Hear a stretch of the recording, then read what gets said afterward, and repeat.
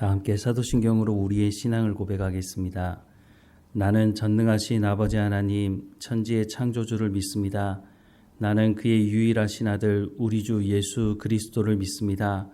그는 성령으로 잉태되어 동정녀 마리아에게서 나시고 본디오 빌라도에게 고난을 받아 십자가에 못 박혀 죽으시고 장사된 지 사흘 만에 죽은 자 가운데서 다시 살아나셨으며 하늘에 오르시어 전능하신 아버지 하나님 우편에 앉아 계시다가 거기로부터 살아있는 자와 죽은 자를 심판하러 오십니다.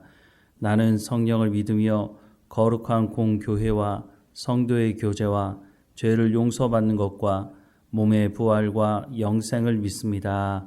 아멘. 찬송가 260장입니다. 260장 함께 찬양하겠습니다. 우리를 죄에서 구하시려 주 예수 십자가 지셨으니 기쁘게 부르세 할렐루야 나 구원 얻었네. 찬송하세 찬송하세 주님 나를 구하셨네. 찬송하세 찬송하세 주가 구원하셨네.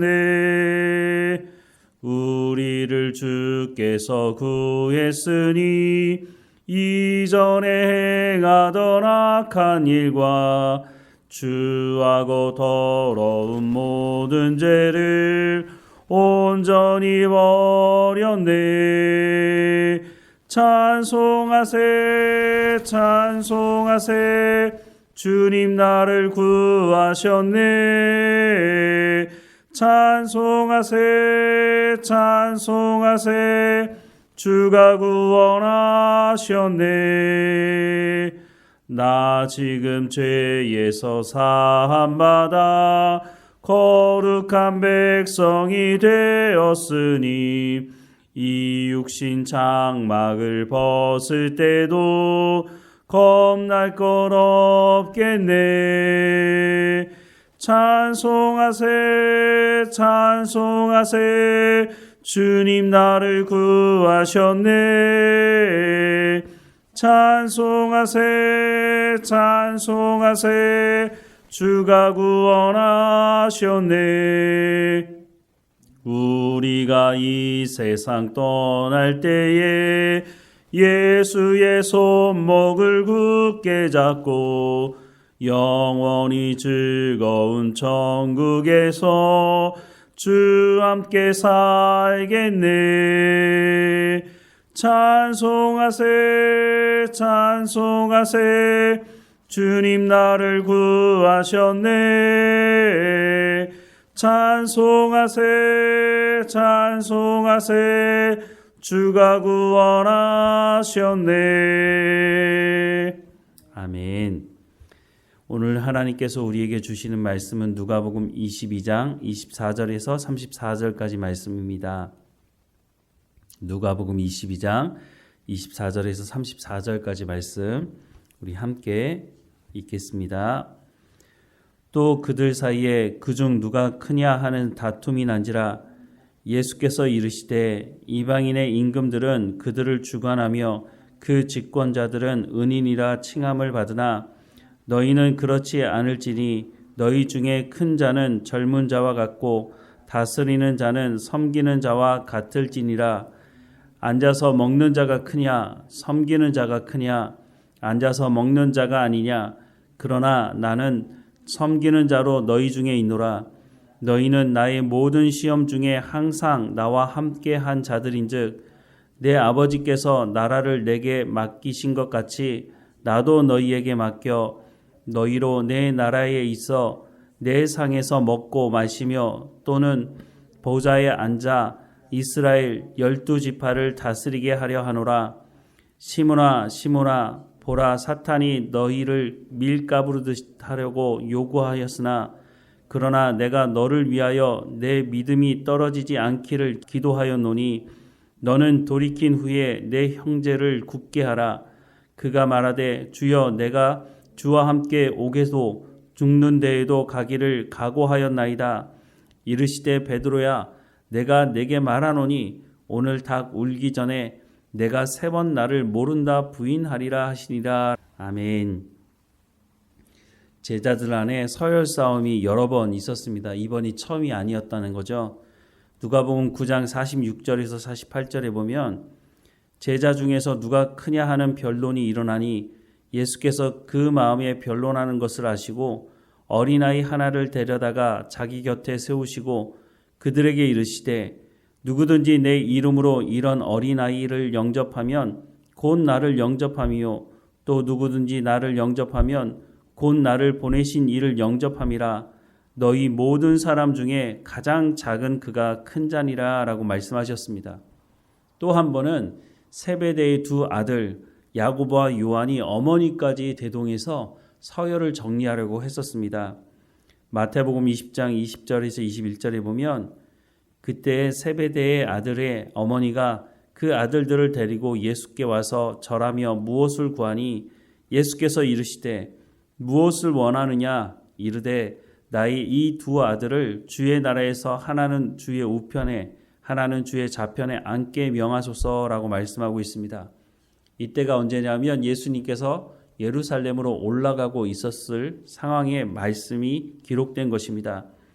그때 이 말을 들었던 제자들 반응도 기록하고 있는데요. 24절에 보면 10 제자가 듣고 그 2 형제에게 대하여 분이 여기거늘 이라고 말씀하고 있습니다. 즉 모든 제자들이 누가 먼저 될 것이냐, 예수님이 예루살렘에 가시면 왕이 되실 텐데 그러면 누가 첫 번째 앉을 것이냐, 2번째 앉을 것이냐, 이것을 가지고 서로 싸웠다고 하는 것을 말씀해주고 있다는 것입니다.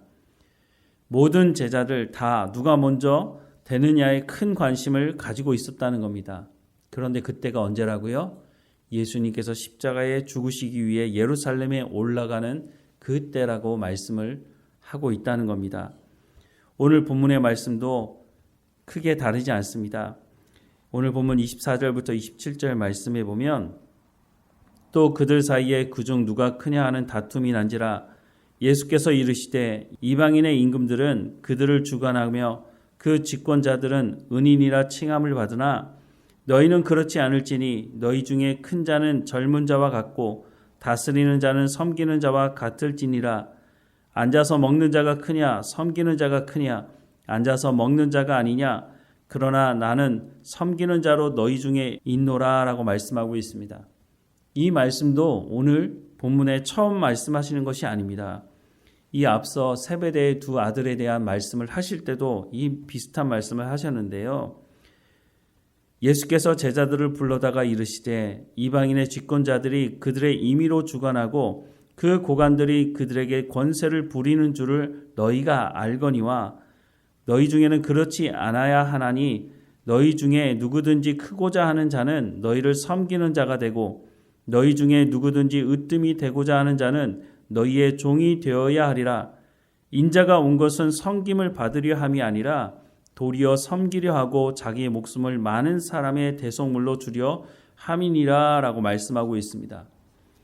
제자들이 다툴 때마다 예수님께서 거듭 말씀하시는 말씀들이 거의 비슷한 말씀들입니다. 낮은 자리에 처하라는 것입니다.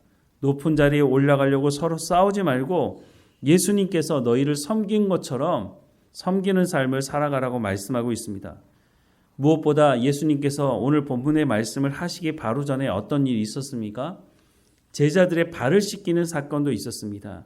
예수님께서 제자들의 발을 씻기는 것, 그것은 조금 전에 읽어드렸던 인자가 온 것은 섬김을 받으려 함이 아니라 도리어 섬기려 하고 자기 목숨을 많은 사람의 대속물로 주려 함이니라 라고 하는 것을 예수님께서 말씀만 하신 것이 아니라 몸소 보여주셨다고 하는 것입니다.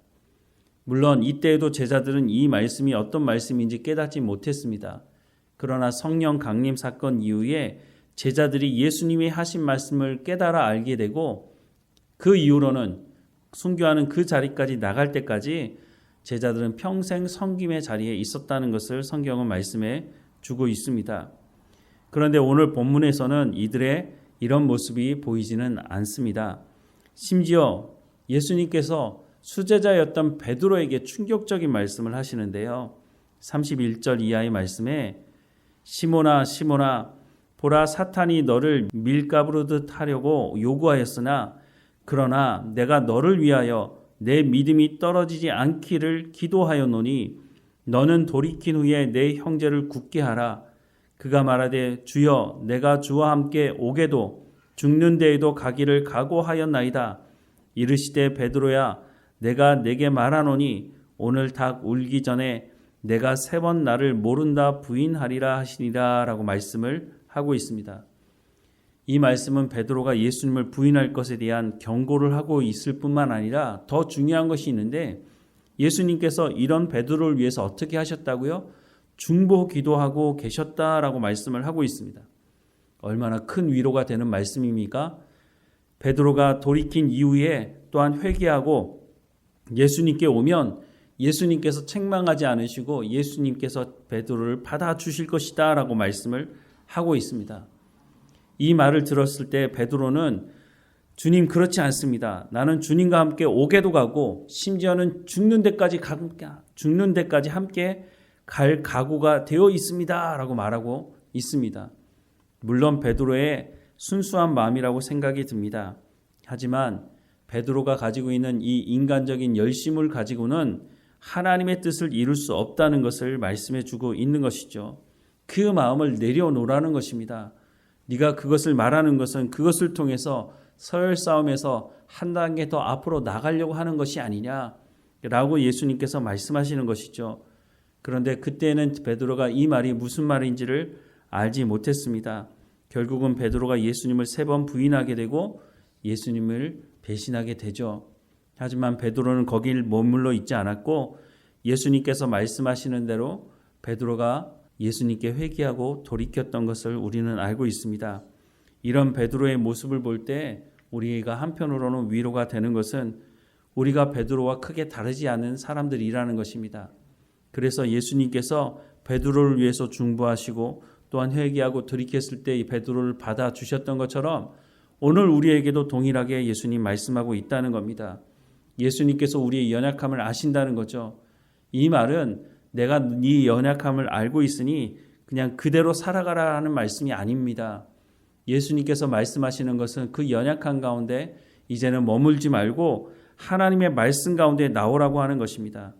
예수님께서 말씀하셨을 뿐만 아니라 본을 보여주셨던 것처럼 인자가 온 것은 섬김을 받으려 함이 아니라 도리어 섬기려 하고 자기의 목숨을 많은 사람의 대속물로 주려 함이니라 라고 하는 이 말씀대로 우리에게 이런 삶을 살아갈 수 있도록 예수님께서 부르시니 그 삶을 살아가라고 그리고 무책임하게 예수님께서 그냥 그렇게 말씀만 하시는 것이 아니라 우리를 위해서 중보하시고 그 삶을 살아갈 수 있도록 성령을 우리 가운데 주시겠다고 약속하고 있다고 하는 것입니다. 예수님께서 우리의 연약함을 아시고 말씀하시는 것입니다. 그러니 겸손하게 주님 앞에 엎드려서 은혜를 구하고 우리에게 생명을 허락하셨던 그 주님의 길을 우리도 따라가면서 우리의 생명도 살아날 뿐만 아니라 우리를 통해서 우리의 가족, 우리의 이웃의 생명을 살리는 길로 나아가라고 주님께서 이 자리 가운데 우리를 초대하고 계시는 것입니다.